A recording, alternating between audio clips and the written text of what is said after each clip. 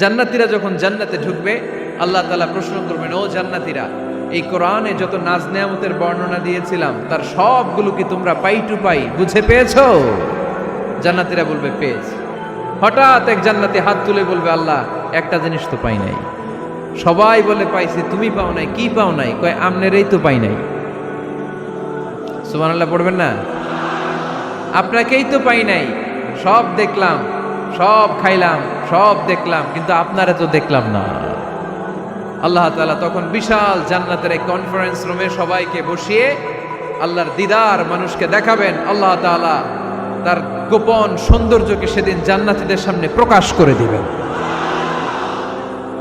আল্লাহর হাবিব বসবেন ওই কনফারেন্স রুমে সবার সামনে।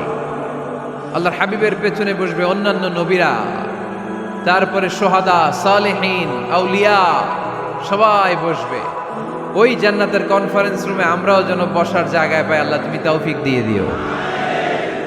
আল্লাহ তাআলা অনেকগুলো নূরের পর্দার পেছন থেকে নূরের ঝলকানি মারবেন। ওই ঝলকানি এক মুহূর্তের জন্য দিবেন। এক মুহূর্ত। কয় মুহূর্ত? 70,000 নূরের পর্দার কথা বলা হয়, এই বর্ণনাটাও দুর্বল। পর্দা আছে কিন্তু কয় হাজার জানে কে?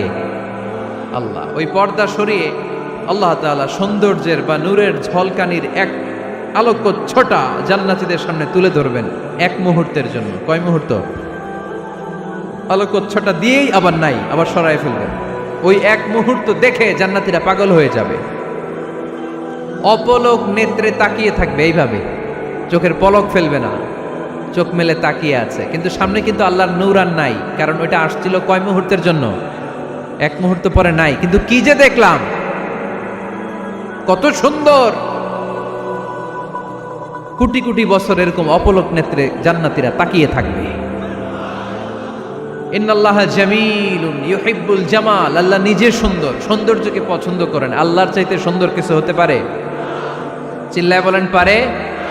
পৃথিবী সুন্দর, মানুষ সুন্দর, আসমান সুন্দর, জমিন সুন্দর, সুন্দরে সুন্দরে পাল্লা। জানি না কত সুন্দর তুমি আল্লাহ, জানি না কত সুন্দর তুমি আল্লাহ। সুবহানাল্লাহ পড়েন। আল্লাহ তাআলা তার সৌন্দর্যকে সেদিন জান্নাতীদের সামনে তুলে ধরবেন। এই সূরাটা নাজিলের একটা ব্যাকগ্রাউন্ড আছে। আল্লাহর হাবিব সাল্লাল্লাহু আলাইহি সাল্লাম মক্কার জমিনে কাফিরদেরকে দাওয়াত দিতে লাগলেন, আল্লাহর ইবাদত করো, আল্লাহর জিকির করো, আল্লাহর প্রশংসা করো। এরকম দাওয়াত দিতে দিতে কিছুদিন পরে বিষ্ণু ইসলাম বলতে শুরু করলেন, রহমানের ইবাদত করো, রহমানের জিকির করো, রহমানের পায়ে সেজদায় লুটিয়ে পড়ো। তখন কাফেররা প্রশ্ন শুরু করে দিল, মুহাম্মদ এতদিন বলতা আল্লাহ, এখন কইতেছ রহমানের কথা, আসলে কোনটা? আল্লাহরে তো আমরা চিনি, রহমানরে তো আমরা চিনি না। আল্লাহর দাওয়াত দিচ্ছ, আল্লাহর গুণগান গাইছো, আল্লাহকে আমরা চিনি জানি, কিন্তু রহমানটা আবার কে?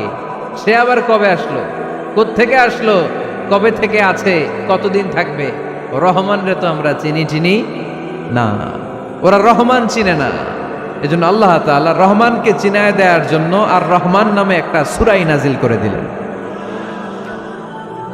وَإِذَا قِيلَ لَهُمُ اسْجُدُوا لِلرَّحْمَنِ قَالُوا وَمَا الرَّحْمَنُ। যখন তাদেরকে বিশ্বনবী বললেন রহমানের পায়ে সেজদা দাও, রহমানের জন্য সেজদায় লুটিয়ে পড়ো, ক্বালু ওয়ামার রহমান, তারা বলল রহমানটা আবার কে? রহমান কে? আল্লাহ চিনি, রহমানরে তো চিনি না। এখন রহমানকে এটা চিনানোর দরকার আছে না নাই? রহমানকে এটা চিনানোর জন্য আল্লাহ তাআলা আর রহমান নামে কোরআনে একটা সূরা নাজিল করলেন। চিল্লায় পড়েন আল্লাহু আকবার।